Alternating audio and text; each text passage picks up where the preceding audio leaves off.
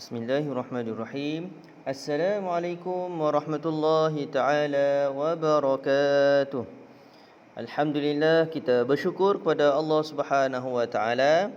Pada hari ini kita bertemu kembali dalam kelas Al-Quran dan Fardu Ain secara PDPR. Pelajaran kita pada hari ini iaitu pelajaran ibadah. Tajuk yang kita akan belajar dalam pelajaran ini iaitu sambungan berkenaan dengan hikmah dan juga perbezaan solat fardu dengan sunat. Dalam tajuk besar dia iaitu berkenaan dengan solat sunat. Hari ini kita nak lihat apakah hikmah menunaikan solat sunat, dan yang kedua, apakah perbezaan antara solat fardu dengan solat sunat. Maknanya ada dua tajuk pada hari ini. Jom kita sama-sama lihat apakah hikmah menunaikan solat sunat.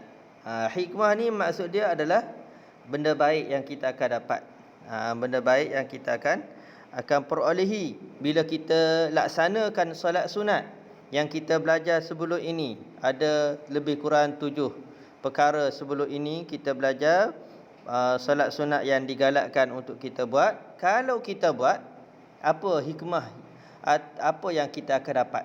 Apa yang kita akan dapat bila kita laksanakan solat sunat? Okey, jom. Pertama kita lihat, bila mana kita menunaikan solat sunat, pertama kita akan mendapat ganjaran pahala.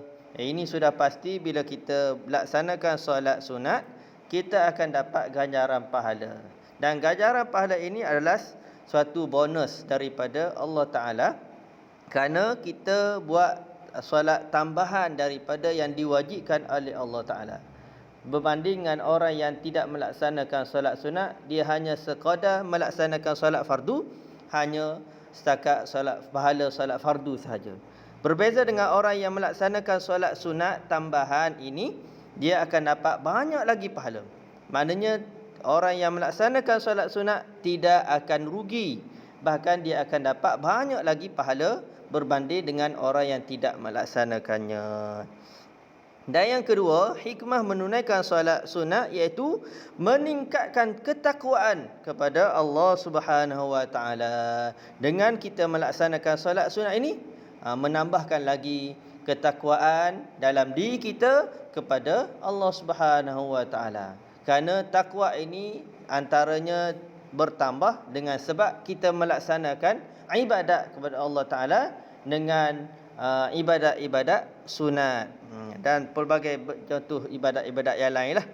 Dan yang antara hikmah yang kita akan dapat bila kita tunaikan solat sunat iaitu mengikut sunnah Rasulullah sallallahu alaihi wasallam.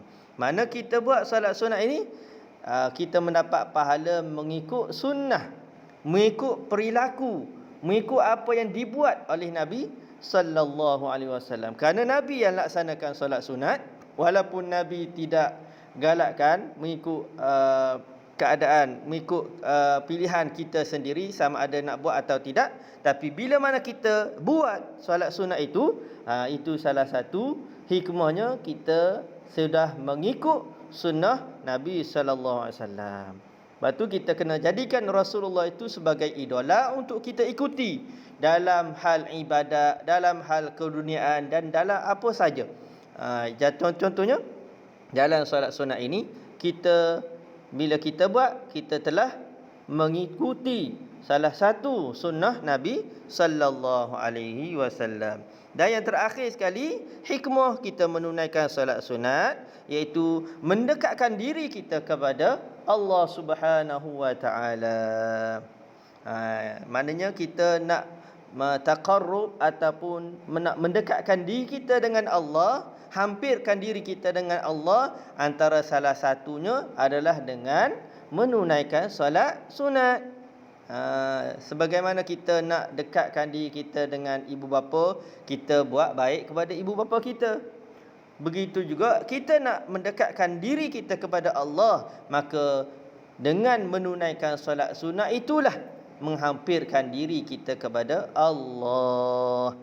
Itu antara hikmah menunaikan solat sunat. Moga-moga murid-murid dapat memberi semangat untuk kita dengan apa yang kita dengar ini, dapat memberi semangat untuk kita laksanakan solat sunat. Dan seterusnya, yang kedua iaitu perbezaan solat fardu dan solat sunat. Apa beza dia antara solat fardu dengan solat sunat? Solat fardu ini adalah solat wajib, solat yang dituntut, yang diwajibkan oleh Allah. Solat sunat ini pilihan. Okey, jom kita lihat apa beza. Pertama kita lihat solat fardu dulu. Solat fardu ataupun dengan kata lain solat wajib, iaitu 5 waktu yang kita solat setiap hari itu. Tengok perbezaan dia dengan solat sunat. Pertama, bagi solat fardu diwajibkan kepada setiap mukallaf. Semua mukallaf. Apa maksud mukallaf? Mukallaf ni orang yang telah sampai umur dan juga orang yang berakal. Aqil baligh. Maknanya dia berakal, tidak gila dan sampai umur lebih kurang 15 tahun, ataupun perempuan bila sampai keluarnya darah haid. Jadi bila sampai waktu itu dia digelar sebagai mukallaf. Maka bila digelar sebagai mukallaf, maka solat fardu ini diwajibkan ke atas dia, tak boleh tinggal. Tidak boleh tinggal, wajib kena laksanakan, iaitu 5 kali sehari, iaitu 5 waktu. Yang kedua, solat fardu berdosa besar jika meninggalkan solat fardu. Beza kan? Solat fardu ni pertama dia diwajibkan, yang kedua kalau kita tinggal dia memberi kesan kepada kita, iaitu dari sudut dosa, menjadi dosa besar. Yang ketiga, solat fardu adalah ibadah asas yang membuktikan ketaatan. Ini adalah ibadah asas nak membuktikan kita taat kepada Allah dengan cara kita laksanakan solat ini, iaitu 5 kali sehari ataupun 5 waktu dalam sehari. Itu solat fardu. Murid-murid kena ingat bahawa 3 perkara ini adalah bagi solat fardu, berbeza dengan solat sunat. Jom kita lihat solat sunat pula. Perbezaan solat fardu tadi dan seterusnya solat sunat yang kita nak bicarakan seterusnya ini, iaitu solat sunat pula tidak diwajibkan ke atas setiap mukallaf. Maknanya kita bebas, diberi pilihan sama ada nak buat, nak lakukan solat sunat tersebut, ataupun kita tidak mau laksanakan solat sunat tersebut. Atas pilihan kita.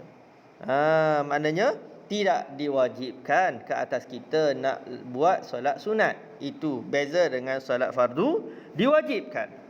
Okey, seterusnya yang kedua, bagi solat sunat tidak berdosa jika meninggalkannya.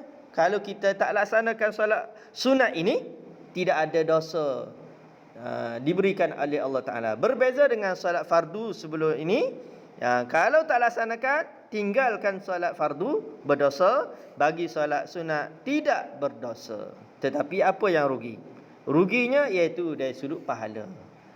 Rugi kita tak laksanakan solat sunat kerana kita tidak merebut peluang untuk mendapat pahala Allah Ta'ala. Yang ketiga, solat sunat iaitu ibadat tambahan untuk mendekatkan diri kepada Allah. Solat fardu membuktikan ketaatan kita kepada Allah. Bagi solat sunat pula, ia merupakan tambahan, tatawwu', tambahan amalan nawafil, tambahan sahaja, sunat saja untuk kita mendekatkan diri kepada Allah Ta'ala. Untuk mendekatkan diri kita kepada Allah Ta'ala. Itulah perbezaan antara solat fardu dengan solat sunat. Moga-moga murid-murid dapat diberi kefahaman oleh Allah Ta'ala untuk kita memahami dan dapat kita jadikan solat sunat ni sebagai amalan dalam kehidupan kita. Itu saja pelajaran kita pada hari ini. Moga-moga apa yang kita bincangkan pada hari ini mendapat manfaat dan keberkatan daripada Allah Subhanahu wa Ta'ala. Assalamualaikum warahmatullahi taala wabarakatuh.